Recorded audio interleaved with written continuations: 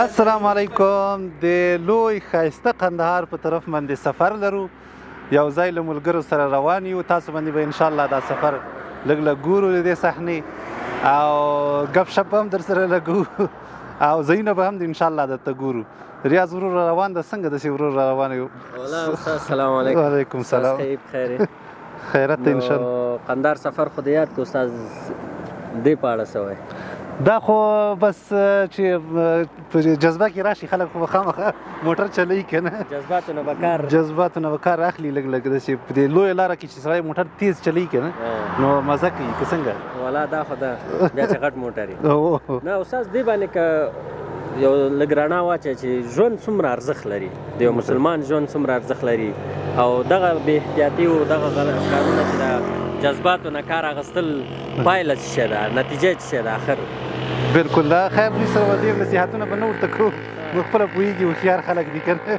چې ژوند ډېر مهم ده او باید له احتیاط نه کار واخلي خلک، خصوصا په دې لویو لارو باندې چې کله ځي که نه نو د دې لپاره چې انشاءالله هم د دوی ژوند محفوظ وي او هم د خلکو انشاءالله. اول به ما او تا احتیاط شروع کړو، ځینې چېرته په لاره کې ټکر وکړو. صحیح ده استاد، سمه ده انشاءالله. موږ به انشاءالله قندهار به هم په تاسو ګورو ښایسته او لاره کې به د استاد خبرې مورو او انشاءالله کېدای شي قندهار کې تاریخي ځایونه مو ګورو، په لاره کې ښایسته ځایونه وي او استاد به انشاءالله ټوکې ټکارې خو د کابل نه روان دي نو همدغسې به مخکې ځو انشاءالله. بسم الله. هو میدان وردګ، غزني او زابل هم در باندې ګورو، په لاره دي ټول. دا چې بند کړم رښتیا بیا به ووایم، پروا نه کوي. او رښتیا په لاره کې غزني، میدان وردګ، زابل څومره ولایتونه چې په لاره کې راځي هغه به هم انشاءالله په تاسو ګورو او لاره کې که داسې فرهنګي ځایونه هغه به هم ګورو، بعضې مشرانو سره بنډار و ګپ شپ و هغه به هم کوو انشاءالله. او استاد خو زموږ سفر ملګری دی انشاءالله، د استاد څخه به د مهمې خبرې د ژوند په اړه د کامیابي مثبت فکر چې څومره انشاءالله د سره معلومات دي دا به ټول تاسو ته په یو سفر کې خلاصه کوو انشاءالله. دا ډېر معلومات نه ورکوم ځکه چې بیا سفر چکر مزه نه کوي، لږ لږ معلومات راځي، خبرې به ډېرې نه کوو.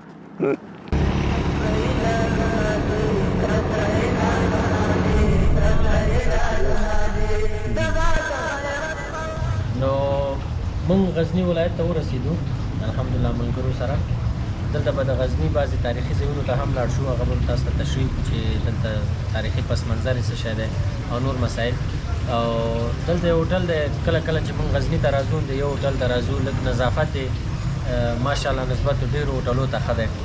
په متاسفانه که ووایم بدبختانه ووایم که څه ووایم په ولایاتو کې چې کله هم انسان سفر ته ځي هلته ډېری هوټلونه د نظافت هېڅ پاملرنه ورته نه کوي. که هغه ځای پاک نه دا ماشاءالله یو نوآوري لري، فواره ده، اوبه دي، ونې دي او ځای هم پاک دی. تاسو ستړی شوی خو نه یې؟ سر خیر ما پکې منه ورم.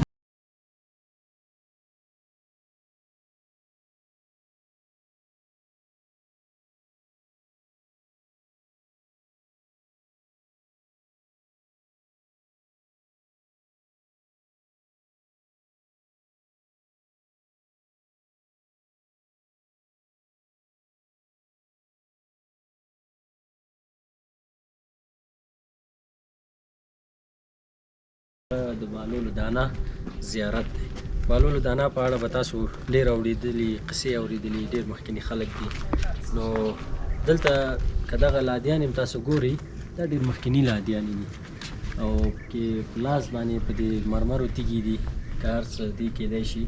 نو په ده باندې لاس باندې قرآن شریفونه لیکل شوي دي، آیتونه لیکل شوي دي او دلته د اوبو څه بعضې شیان جوړ شوي دي. دا د غزني ولایت یعنی په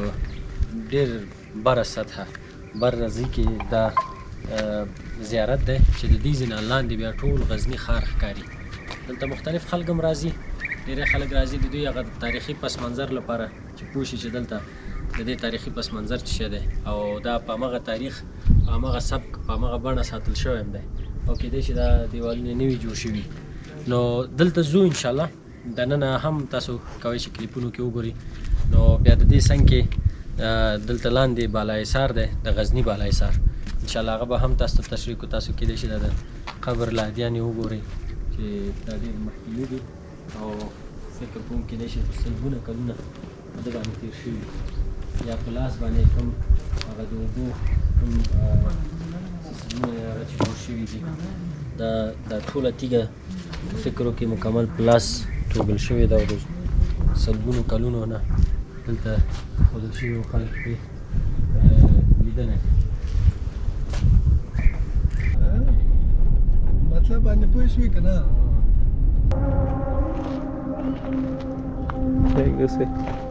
دا د غزني بالا حصار دی تاسو د کابل بالا حصار لرو او د پکتیا بالا حصار لرو دا د غزني بالا حصار دی په هغه وخت کې تاریخي پس منظر د دوی دا دی چې لاندې تاسو کومې ساحې چې ګورئ هلته یوه لویه دروازه ده په هغې دروازې یعنې د دې ځینې ټول ښار کنټرولېده دلته دننه کېدای شي حکومتولي ټول مسایل هم دلته وو ځکه د دې ځینه مکمل لاندې د غزني کوم ښار چې دی هغه مکمل ښکاره کېده هلته دننه تاریخي کوټې دي بعض ځایو کې د مختلف کورنۍ دلته پاس اوسېدل یا هلته دوی خپل اسونه او نور شیان درول هلته مارکیټونه وو دوکانونه وو هر څه مکمل به په دې بالا حصار کې وو دا بالا حصار چې دا چار اطراف تاسو ته مکمل غزني ښار ترې ښکاري او هلته لاندې کومه ساحه چې دا داسې تاوه شوې ساحه ده د طرف ته بیا هم غزني ده یعنې د غزني په مرکز کې د غزني څلور خوا ټول د بالا حصار نه ښکاري متاسفانه دا په جنګونو کې وران شوی دی او ورته دومره توجه نه ده شوې چې دغه تاریخي ځایونه باید وساتل شي چې تر څو خلک له دې تاریخ نه راتلونکي نسلونه ګټه پورته کړي او خلک راشي ځکه سیلانیانو عموما تاسو ګورئ بعضې خلک تاریخ سره ډېره مینه لري او دا اوس وخت کې څو زره سیلانیان افغانستان ته راغلي او اوس هم غزني ته ډېر زیات خلک راځي او دلته تاریخي ځایونه ګوري خو مهم دا ده چې که بخښنې سره ووایو دلته په افغانستان کې په ډېرې برخې کې تاریخي برخې تاریخي ساحې قلاګانې دوکانونه هر څه چې دي دومره کار ورته نه ده شوی چې هغه تاریخ وساتل شي اطلاعات فرهنګ وزارت ورته کار کړی وی چې دا مکمل د بالا حصار مکمل په همغه شکل چې وو په همغه شکل جوړ شوی وی ځکه دا ځایونه چې تاسو ګورئ دا مکمل اوس وران شوي دي لاندې مکمل دروازې دي دا پاس کوم دیوالونه چې چپه شوي لاندې مکمل هر څه له منځه وړي دي نو که دا صحیح وساتل شي صحیح ثبت شي تاریخ یې ولیکل شي نو زه مطمئن یم چې د کالې به زرګونه خلک د نړۍ ګوټ ګوټ څخه دلته راځي او د دې تاریخي ځایونو لیدنه کوي موږ به هم وګورو چې څومره وران دی هغه خو به وګورو چې شاوخوا ته څه ښکاري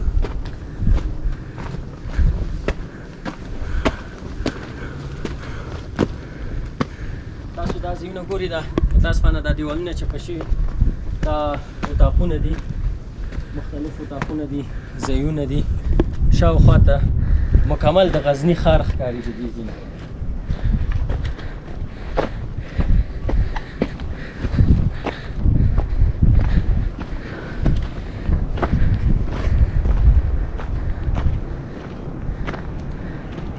دا بالا حصار دی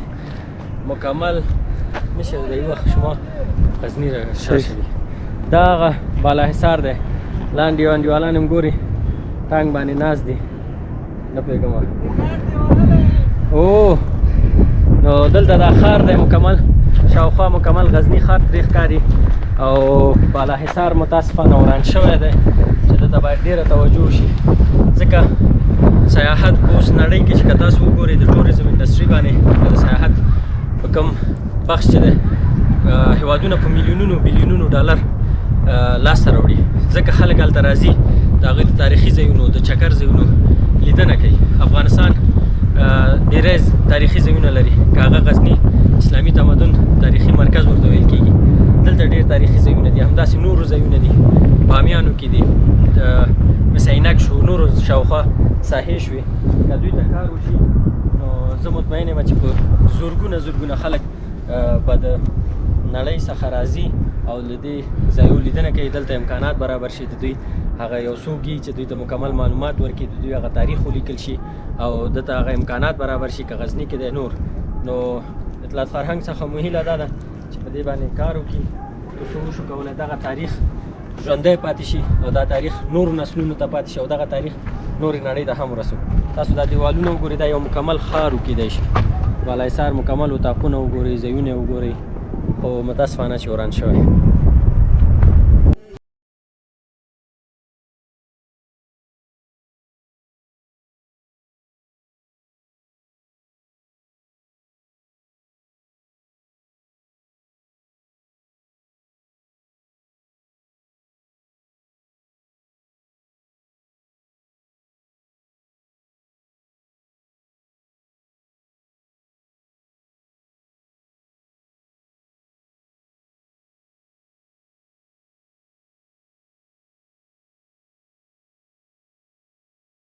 څو ساعتونه ډېر زیات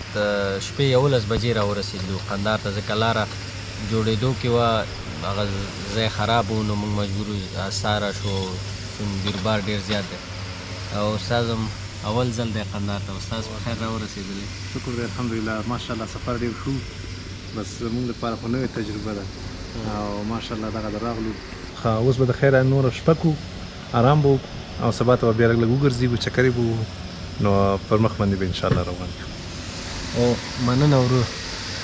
مننه استاد. موږ هم شپې 12 بجې دې ستړي وو، دلته باندې ناست یو. انشاءالله دا سفر به دلته پای ته ورسوو. سبا ته زموږ تر 10-11 پورې لږ کارونه دي، هغه به خلاص شي. هغه نه به وروسته انشاءالله کوشش وکړو چې د قندهار مختلفو سیمو ته لاړ شو، کوم چکر ساحې چې دي هغې به مو ګورو، ملګري به مو ګورو. د الله جل جلاله فضل او مهرباني ده، الحمدلله. ورځ مو ډېره ښه پیل کړه، دوستان را سره دي ماشاءالله، شاته ناست دي، تاسې وینئ. او موږ ریفریش سولو، تازه سولو، الحمدلله. ښه حمام هم وکړو، په سحر کې حمام کول ډېر ګټه لري او انسان ورسره تازه کېږي. نو اوس هم سفر بیا شروع کړه، د خیره روان یو. داسې ښایسته ونې دي شنې هرې خواته، تاسو ته معلومیږي ماشاءالله. او ډېر یو ښایسته موسم ده، خوشحاله یو او د الله جل جلاله شکر ګزاره یو. هیله ده چې انشاءالله تاسې به هم ښه وختونه او خوشحاله ژوند ولرئ. السلام علیکم ورحمت الله. ورونو او خویندو، دا زموږ دومه ورځ ده په قندهار کې، او دلته ماشاءالله بعضې ځوانانو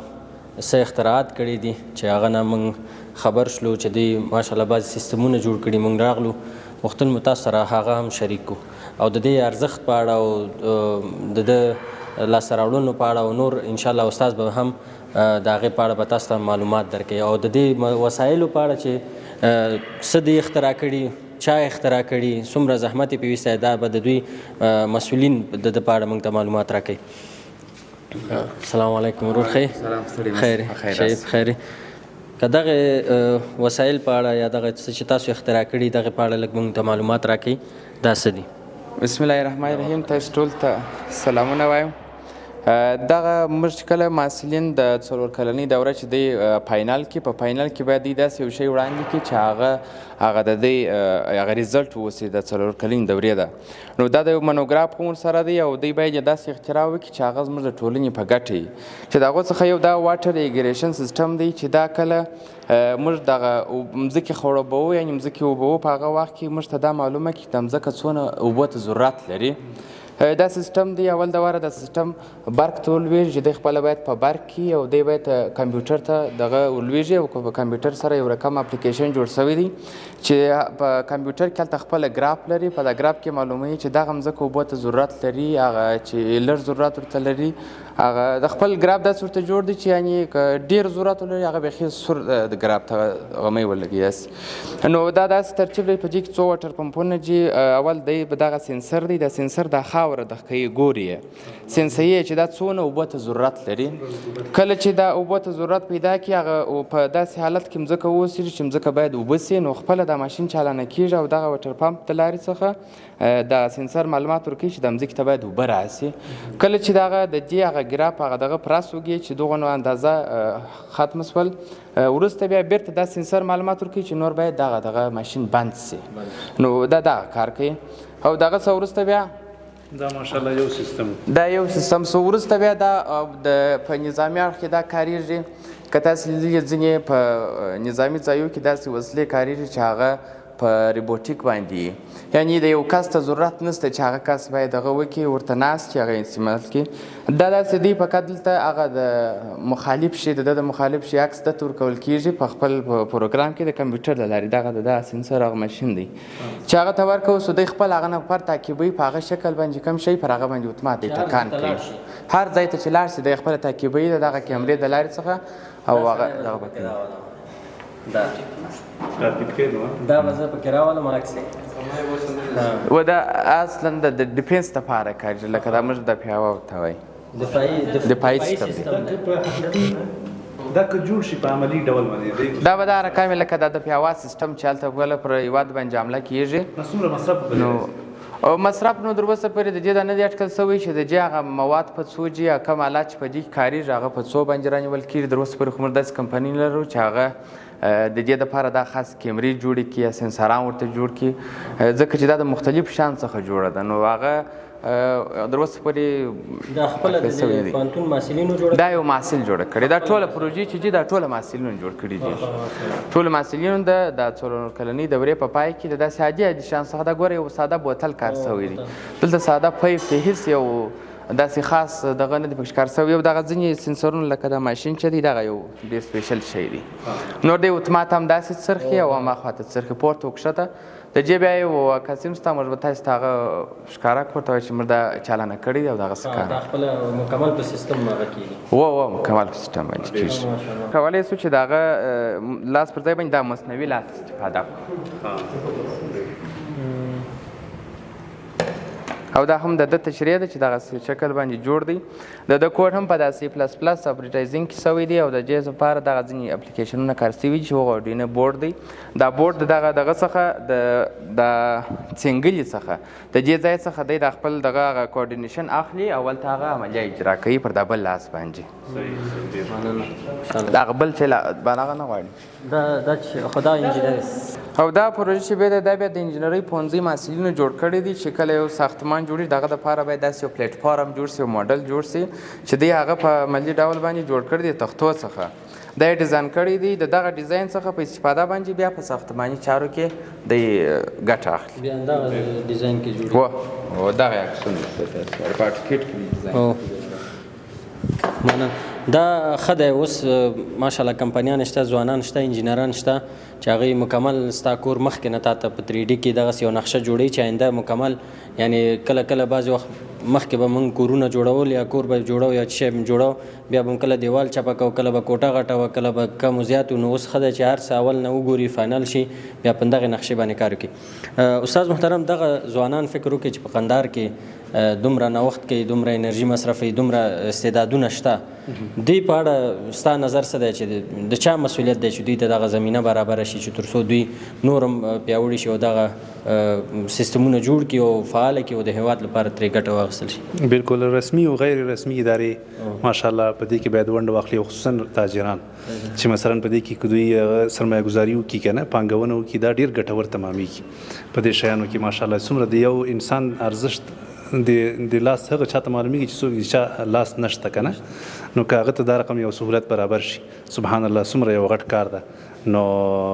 د هغه څومره ضرورتونه به پوره شي او په دې سره به هغه انجینر ته الله جل جلاله څومره اجر ورکوي د هغه هم پکې خیر ده د دې سره په سلهاو نور خلک دا رقم مصروفه کیږي نو انشاءالله ډېر ګټور شیان دي په دې هیله چې دا محصلین نور هم دا رقم خپل دماغ انشاءالله په کار باندې واچي کله چې دوی فارغېږي یو لاسته راوړنه باید ولري کوشش وکړي انشاءالله چې صرف د په نظري شکل باندې یا تیوري شکل باندې پوهنتون نه ځانونه خلاص نه کوي بلکې یو لاسته راوړنه باید ولري د دې لپاره چې انشاءالله بیا په ژوند کې هم دغه رقم پرمختګ وکړي او انشاءالله ډېر څه به مو کړي وي زمونږ افغانستان ته او امت اسلامي ته انشاءالله استاد یو بل غوښتنه د پوهنتونونو چې خپل ځوانان وهڅوي بالکل هو او همدارنګه پوهنتونونه باید دغه رقم شیانو ته ډېره زیاته توجه وکړي چې ریسرچ او تحقیق باندې بنا وي که نه عملا په ځوانانو باندې باید کارونه وکړي پریکټس پې وکړي که هغه په هره برخه کې وي لکه څنګه چې ډاکټران او ماشاءالله انجینران موږ ولیدل همدارنګه نور دا باید عملا کار وکړي ترڅو ان شاء الله دوی عملی کار سره عادت شي او په پوهنتونونو نه دوی لا شروعات وشي بیا په عملی ډګر کې په ژوند کې چې ان شاء الله مخکې ځي نو ډیر به ورته اسانه وي ان شاء الله. مننه استاد. دغه موضوع لږه مهمه ده. دا ځکه مهمه ده او دا ځکه مهم هم ده. خیر موږ سیندونه لرو چې باید هغه نه ډېره ګټه استفاده وکړو، خو ولې متاسفانه اوس په افغانستان مختلفو ولسوالیو کې سولر څخه داسې استفاده کېږي چې هغه اوبه ډېره ضایع کېږي. نو هغه اوبه بې ځایه مصرفېږي. ځمکه ورته مثلا 2 لیتر ته اوبه ضرورت لري، دوی ټوله ورځ سولر ورته چالاني، نو هغه د ځمکې لاندې اوبه هم کمیږي، لاندې ځي. نو دا سیستم ځکه ښه دی چې هغه اوبه هغه درجې ته ورسېد مکمل به بند شي. خپله بندېږي اتومات خپله. دا یو ماشین ما لیدلی و که نه، نو پاس بام باندې لګولی واټر پمپ کې چې لګي، واټر پمپ چې دلته به ټانکۍ ډکه شوه خپله به ګل کېده، او که نه د نورو ټانکۍ ډکې 2 ساعته پایپ چې لاندې اوبه روانې بیا وروسته خبر شي کېږي. نو دا ډېر ګټور شی ده چې په دې باندې انشاءالله پانګونه وشي، او که چېرته یو تاجر ورباندې پانګونه وکړي یقینا د هغه هم پکې ګټه وي، د وطن هم پکې ګټه ده، د دې انجینر صاحبانو هم پکې ګټه ده، د ټولو انشاءالله یو ځای به ګټه کوو. نو دا ډېر مهم شی ده. هیله ده چې انشاءالله په دې باندې کار وشي او دې ته پرمختګ ورکړل شي او انشاءالله عملي بڼه باندې د افغانستان کې تطبیق شي. دلته به ورته ودرېږم. او د دې شی یو مهم اهمیت دا دی چې اوس په نړۍ کې که باران کېږي، که د اوبه ځي، اوبه خو د نړۍ څخه بلې خوا ته نه ځي، هغه په مځکه کې ځي، بېرته که باران ته ځي، یعنې د نړۍ څخه یو څاڅکی اوبه هم بلې خوا ته نه ضایع کېږي. مګر دا چې اوس موږ د اوبو د کمښت سره مخ یو، مهم شی دغه دی چې موږ هغه ته یو طرز العمل نه لرو چې په څه رقم د خپلې اوبه مهار کړو، څه رقم یې کنټرول کړو.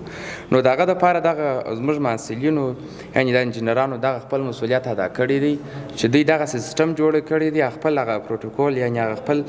پلیټفارم یې وړاندې کړی دی چې دغه یې هغه د حل لاره ده. اوس نو په کار هغه خلکو ته څوک چې مسؤله دي، څوک چې واک لري، څوک چې دغه سرمایه ګزاري په کوي، څوک د اوبو د کمښت سره مخ، چې هغه باید د دې څخه استفاده وکړي او د خپل د ملک اوبه را مهار کړي او هغه را کنټرول کړي. مننه. دا خو غټې لاسته راوړنې دي. موږ یو دلته قندهار کې انشاءالله زو زموږ څه کارونه چې هغه خلاص دي، نو انشاءالله کوشش کوو قندهار کې تاریخي سیمې وګورو، دلته پاتې شو، چکر ووهو او نور ملګري هم وګورو،